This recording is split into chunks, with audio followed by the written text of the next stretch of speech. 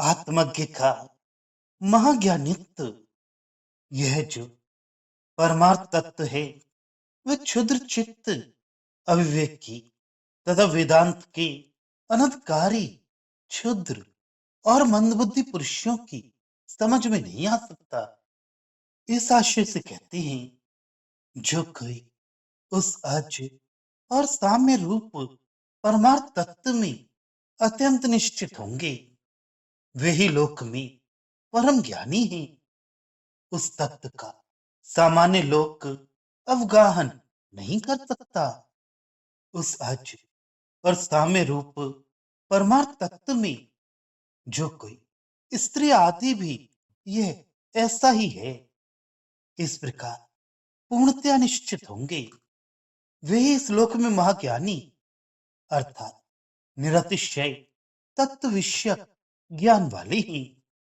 उस उनके मार्ग अर्थात उन्हें विदित हुए परमार्थ तत्व में अन्य साधारण बुद्धि वाला मनुष्य अवगाहन अवतरण नहीं करता, अर्थात उसे विषय नहीं कर सकता।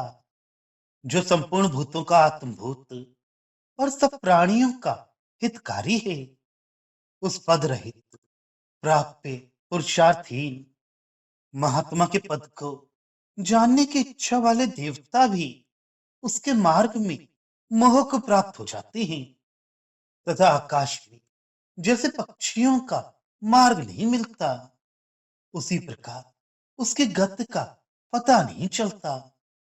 इत्यादि स्मृति से भी यही प्रमाणित होता है। उनका महाज्ञानित्व किस प्रकार है, सो बतलाते हैं।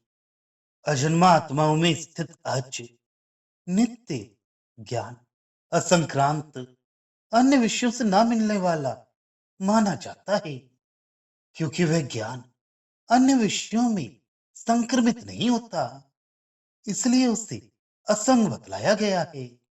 क्योंकि अज अनुत्पन्न यानी अचल धर्मों आत्माओं में सूर्य में उष्णता और प्रकाश के समान अज अर्थात अचल ज्ञान माना जाता है।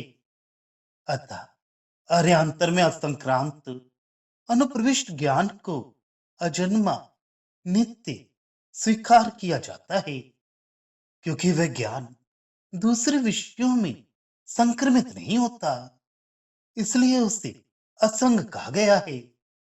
अर्थात वह आकाश के समान है, ऐसा कहा है।